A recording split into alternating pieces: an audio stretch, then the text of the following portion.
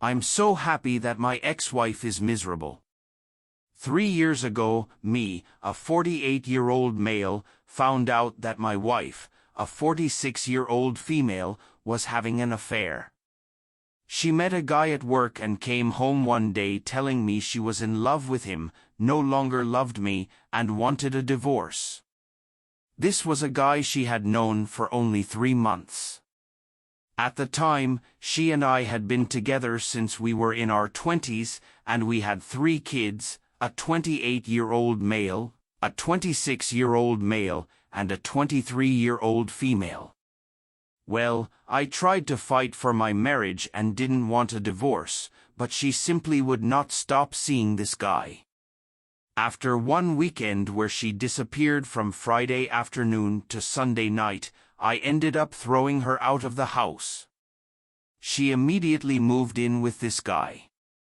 The only excuse she ever gave me was, "I never wanted to hurt you, but there's something about this guy, and I deserve to be happy." That was it. That was the depth of her reasoning for throwing everything that we built together away. We ended up finalizing our divorce in early 2022. Although I had hard feelings towards her, I faked it enough to get pretty favorable divorce terms from her. It seemed she was so eager to be with her dream man that she didn't have time for a long divorce. So, in the end, I got to keep my pension and the house, which I had bought for my grandmother. I did have to give her half of my 401k, however. The effect on her kids was pretty devastating. All 3 of them took it very hard. My oldest son told her that if she chose this man, he'd never have a relationship with her again. As of right now, neither of her sons has a relationship with their mother. Our daughter does talk to her from time to time, but their relationship is very strained, to say the least.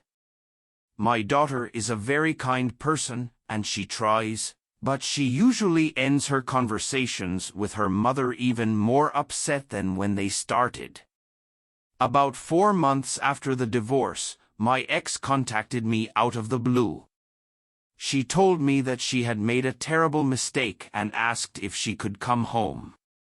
Her dream man turned out to be an alcoholic who she says is verbally abusive and wasted all of her money.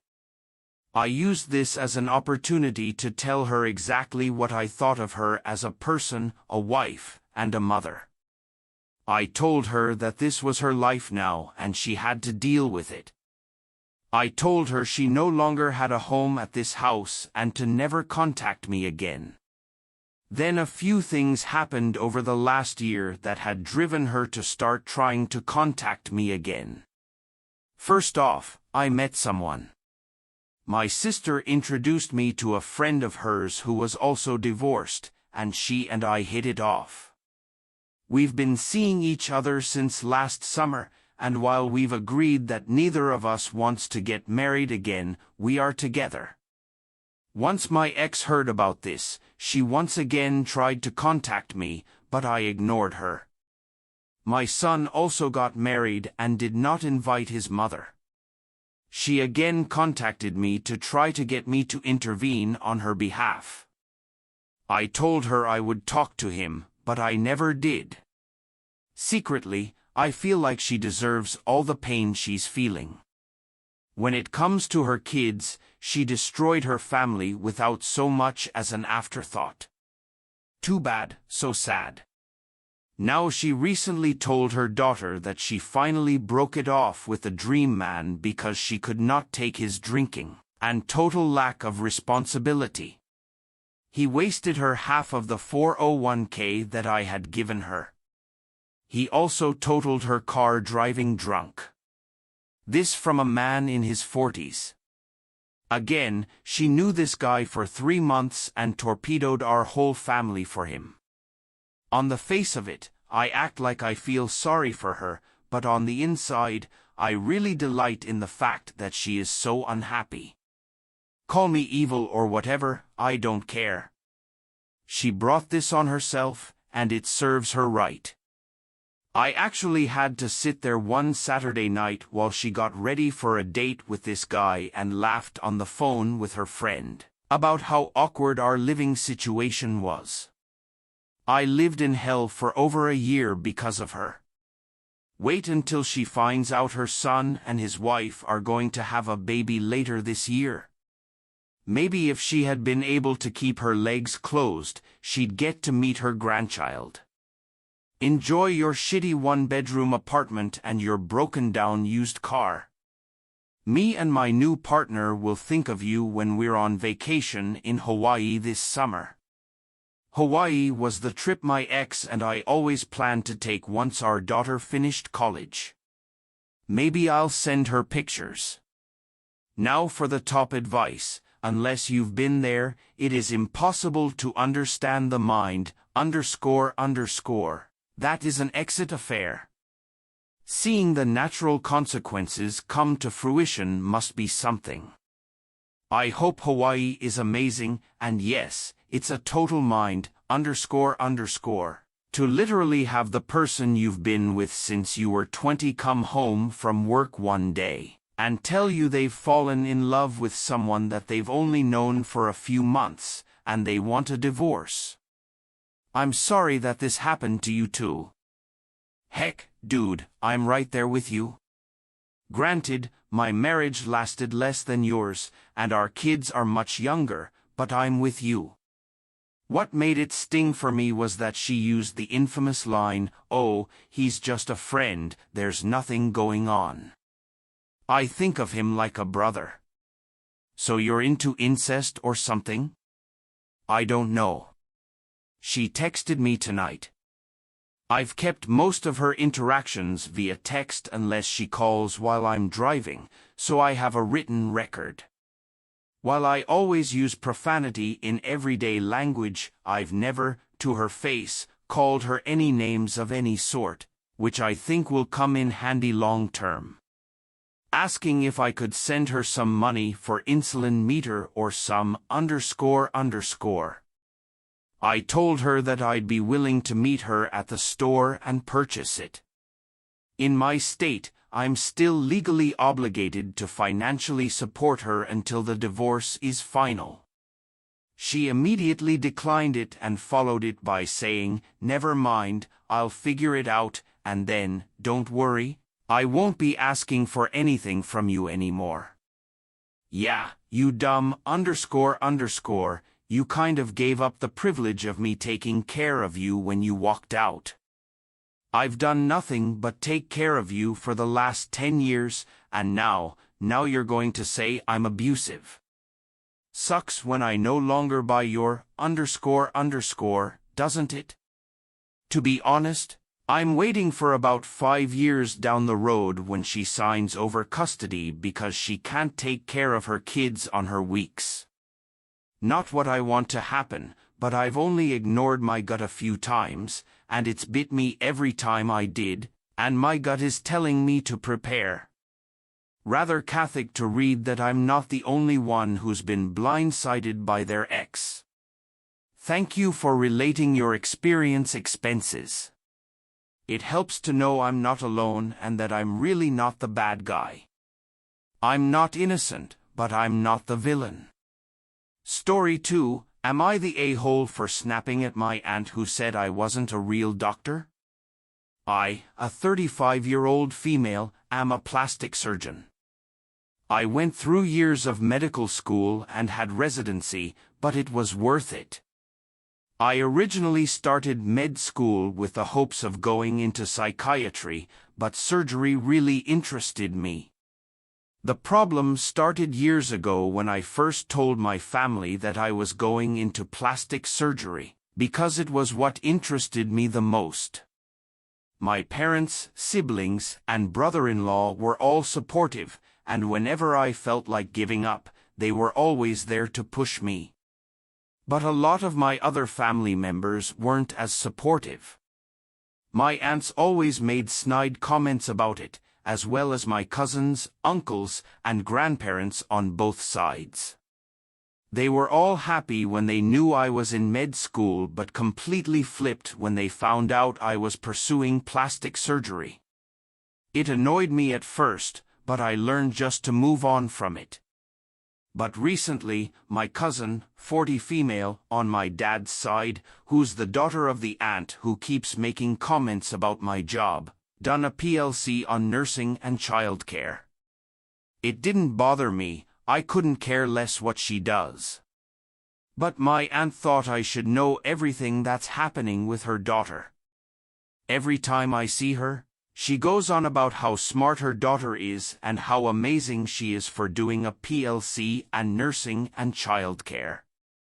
But the last time I saw her, she said something that really annoyed me. Me and my sister were over at her house because she had some hand-me-downs to give to my nephew. We were all eating when she said, "It's great that she's going into medical school." She's not. She doesn't even have the brains for medical school. Maybe we can finally have a real doctor in the family. I sat there in silence for a second, thinking, what the F is she even talking about, and then looked at my sister, who looked equally as pissed off as me. I snapped back and said, her changing kids' soiled pants does not make her a doctor, and her knowing how to clean a cut doesn't either. She's not in medical school, she's too dumb for that. She wouldn't even last a week before dropping out. My aunt looked really pissed off and yelled at me for being rude, and then she told me I wasn't much of a doctor either. I yelled back at her that I went through years of med school and residency and that I'm a licensed doctor and surgeon, and that she doesn't know what she's talking about. My aunt started crying and left the room, so me and my sister just left. A few hours later, I got a text from my cousin calling me a __ for what I said and attacking her mom. I got more texts from other family members, and it somehow traveled to my mom's side of the family as well. The majority of them are telling me to apologize for yelling at my aunt, but my immediate family, mom, dad, brother, sister-in-laws, girlfriend, are telling me not to. Now I'm going to be shunned by both sides of the family, and they're all refusing to talk to me and won't even let me tell my side of the story. So, was I the a-hole? Now for the top advice, not the a-hole. Oh, did it somehow travel around the family? You can tell them I said to piss off and that the plastic surgeon who fixed my 5-year-old sister's face when a dog ate it is a real doctor. So is the plastic surgeon who put my friend's chest back together after her double mastectomy, giving her back confidence and her mental health. So, there. We're taking those new tatas to Hawaii this year and bringing a happy, emotionally healthy friend with them. Oh, I'm so angry on your behalf. A guy in my high school went through a windshield and absolutely destroyed his face. Plastic surgery got him looking almost back to normal. I went through medical school and practiced for years. My specialty was tropical medicine, but I ended up doing just about a little bit of everything as I worked in underserved and served communities in Africa. I don't practice anymore because I moved back to Canada and switched careers.